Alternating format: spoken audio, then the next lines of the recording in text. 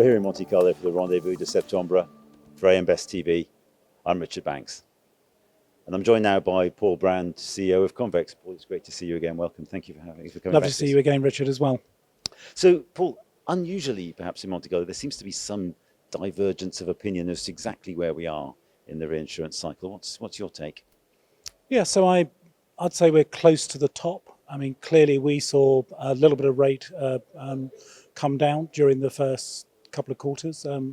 We're sort of towards a -3, but that's not a massive change. So I would say pretty close to the top of a very hard market. So what does that tell us about what happens next? Well, I don't think it tells us very much, actually. I mean, I think so if you can tell me what's going to happen with climate-related loss inflation and US tort inflation, then I'll tell you what will happen to prices. But both of those things seem to be at relatively elevated levels. I think that's actually really good for the carrier side of the market because if you're seeing losses, then you can charge more premiums. It drives demand for products. And it just sort of keeps the market honest. I think people are sort of making assumptions around there not being a lot of volatility when pretty clearly we're in a world where there is quite a lot of volatility. So Convex is still one of the newer players on the blocks. To what extent does that give you an edge as you're identifying this new volatility and dealing with it? I mean, I think our biggest edge is really around the operating model that we've got. Starting a business afresh in 2019 and avoiding all those legacy systems and be able to just do simple things like our let's migrate to the cloud strategy was, right, we're going to be in the cloud. It was, we just started that way day one and we've stayed that way all the way through. And you can sort of see that in just in sort of things like premium per FTE. We'll end 2025 right around 6 billion, maybe a little bit more, maybe a little bit less, but right up to that sort of number, which makes us a reasonable sized company in today's market. We've got maybe about 480 employees. Most of the companies of a similar size will have a couple of thousand, 3,000, something like that.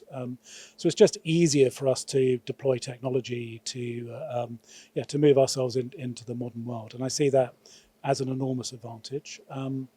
We also took a very client-focused strategy as we got into the business. We've been trying to write through the people's programs, and really with that, which clients do we want, and then if those clients want to work with us, where can we work with them successfully? And I think that helps as well, as opposed to being, we like this bit and don't like that bit, and we're coming off this bit, but we want to grow on that bit. That type of messaging, I buy reinsurance as well, and when I get that messaging, it's just doesn't really make you want to lean in.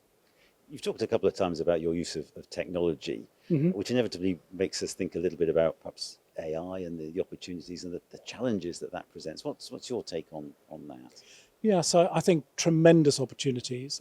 We're principally using it to sort out the sort of foundational pieces of Convex. So thinking about finance systems and how and where we store data and how we capture data and how we can acquire data in a sort of cost-effective manner.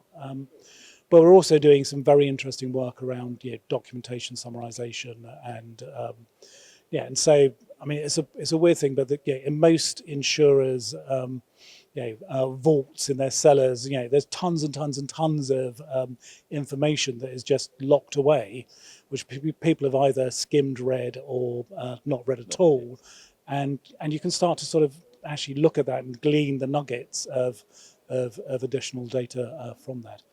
And you can also just, you can free up underwriters' time. We've got a brilliant video of somebody using our engineering wording summarizer.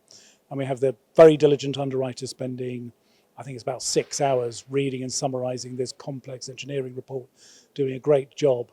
We get the same sort of output in about 7 minutes from the document summarizer. So she can now go and spend the next 6 hours will be freed up actually talking to clients, talking to distribution, thinking about ways that Convex can move forward. That's fascinating. One final question, Paul, Yeah. if I may. What issues are being missed today that are going to be most important in the future? Yeah, so we're talking a lot about rate and rate movement. I think we should be talking about productivity and changes in productivity. I mean, it came out a bit in the Lloyd's half-year results. Both the acquisition costs and I think the OPEX were just up a smidge. Well, as we think about rolling into technology, as we think about the amount of follow business in the market as today as opposed to yesterday, and what's happened to prices, well, that OPEX number should be coming down. Yes. And as we think about how we do a better job for our clients, we're not going to get rewarded by wasting money. So I think there'll be. You're just starting to see some of the companies, sort of make moves in that direction, but it's not really part of the conversation today, and I think it should be. Paul, as ever, it's a great pleasure to talk to you. Thank you very much indeed for the time. My pleasure, Richard. Thank you very much. Thank you.